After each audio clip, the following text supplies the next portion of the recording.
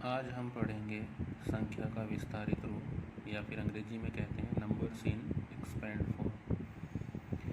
इसको जानने से पहले हमें संख्या को जानना पड़ेगा। तो आइए पहले संख्या जान लेते हैं। संख्या या नंबर्स होते क्या हैं, इनकी पहचान कैसे करते हैं।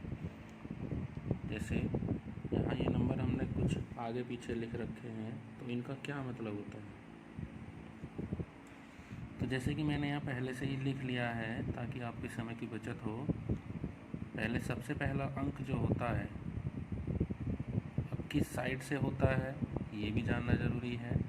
जो हमारा राइट हैंड साइड होता है या फिर जिसको हिंदी में हम कहते हैं दायां हाथ, उधर से अगर हम देखें नंबर को, मतलब कि 2 की तरफ से अगर हम देखें इधर से 2 के बाद 6, 6 के बाद 4, 4 के बाद 9 और 9 के बाद अगर कोई और संख्या भी होगी तो वो, फिर उसके बाद कोई और होगी तो वो। ठीक है, जब हम राइट टू लेफ़्ट चलते हैं, कोई भी संख्या हमें लिखी हुई मिलती है या दिखाई देती है, तो सबसे पहला जो अंक होता है वो होता है इकाई, फिर दहाई, दूसरा वाला अंक जो होगा वो दहाई, तीसरा वाला अंक जो होगा वो होगा सैकड़ा, चौथा वाला अंक हज़ार, पाँचवा वाला 10,000, छठा अंक जो होगा वो होगा लाख, सातवां अंक जो होता है वो होता है 10 लाख, आठवां अंक जो होता है वो होता है करोड़ और नौवां अंक जो होता है वो होता है 10 करोड़। आइए अब देख लेते हैं कि इनमें इकाई में कितने जीरो होते हैं, दहाई में कितने जीरो होते हैं, या सैकड़ा क्या होता है, या हज़ार क्या होता है, या 10,000 क्या होता है, या फिर लाख, 10 लाख, करोड़ और 10 करोड़। इकाई दोस्तों अकेला अंक होता है। जैसे कि हम मानते हैं 1 से लेकर या 0 से जो 9 तक संख्याएं होती हैं वो अकेली अकेली होती हैं। जैसे कि 1, 2, 3, 4, 5, 6, 7, 8 और 9। तो ये अकेले अंक जो हैं, इन सभी अंकों को हम इकाई अंक बोलते हैं। तो इकाई अंक होता है 1। अब बात करते हैं दहाई की। तो दहाई वाले अंक जो होते हैं वो 9 से बाद चलते हैं 10 पे। तो जब 2 अंक आ जाते हैं तो वो दहाई होती है। और 10 से लेकर 99 तक 2 अंकों वाली संख्याएं जो होती हैं वो सारी दहाई में आती हैं। ठीक है, तो दहाई के लिए हम क्या लिखते हैं, दहाई के लिए हम लिखते हैं 10। उसके बाद सैकड़ा। सैकड़ा क्या होगा, 99 से अगर एक संख्या ऊपर चलेंगे तो होगा 100 और 100 से 999 तक क्या होता है, ये सब सैकड़े की गिनती में आते हैं। सैकड़े की गिनती में आते हैं तो इसके मतलब इसके अंदर कितनी संख्याएं होती हैं, 3 संख्याएं होती हैं। तो सैकड़े का मतलब होता है 100। इसी तरह हज़ार का मतलब होता है 1000। 10,000 का मतलब होता है 10,000। लाख का मतलब होता है 1 लाख। ठीक है, और 10 लाख का मतलब होता है 10 लाख। इसी तरह से करोड़ का मतलब होता है 1 करोड़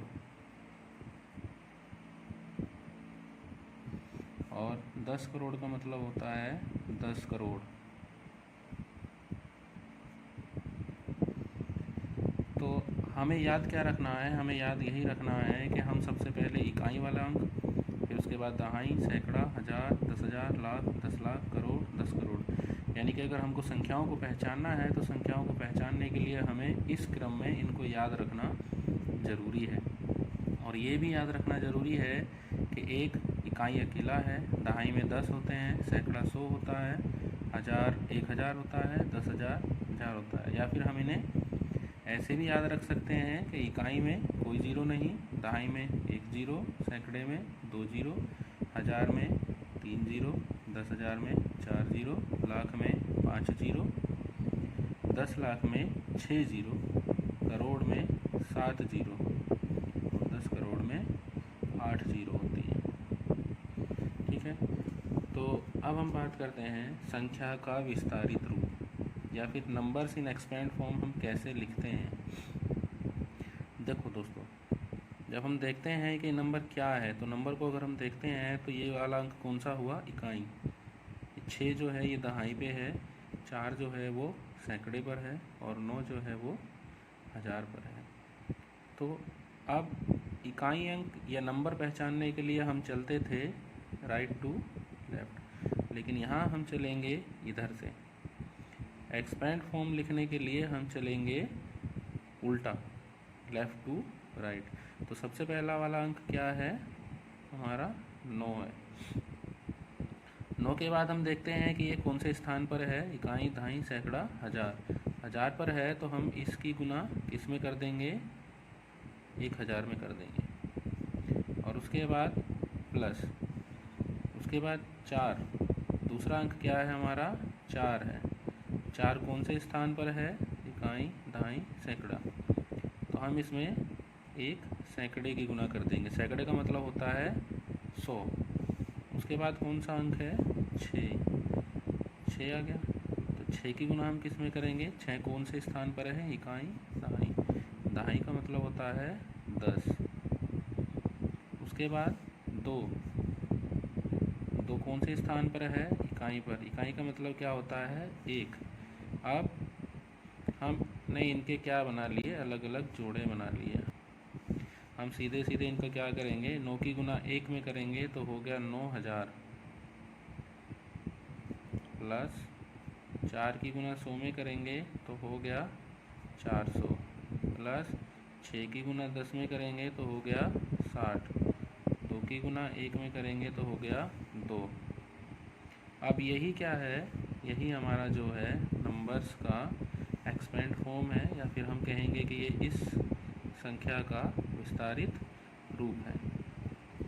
अब विस्तारित रूप का मतलब क्या होता है, देखिए जैसा कि हमने क्या किया, एक अंक को जोड़ में या फिर योग के रूप में लिख लिया। तो इसका अर्थ क्या हुआ, इसकी परिभाषा क्या हुई कि किसी भी संख्या को अगर हम योग के रूप में लिखते हैं तो वही उसका विस्तारित रूप कहलाता है।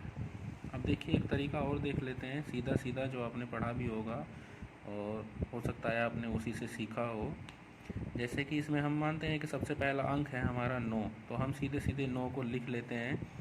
उसके बाद देखते हैं कि 9 के आगे कितने अंक हैं, 1 2 3, उतना ही हम उसके आगे 0 लगा देते हैं। फिर अगला अंक लिखने से पहले हम जोड़ का, एडिशन का या फिर जमा का चिन्ह लगा देते हैं। दूसरा अंक लिखते हैं, दूसरा क्या है, 4 लिख लिया। अब 4 के आगे कितने अंक हैं, 2 अंक हैं।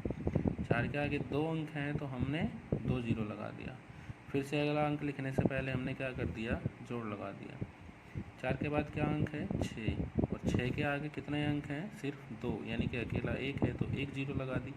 और आखिर में कौन बचा, 2 के आगे कोई अंक नहीं है तो उसके आगे हम कोई 0 नहीं लगाएंगे। आशा करते हैं कि आपको हमारा संख्या का विस्तारित रूप समझ आ गया होगा।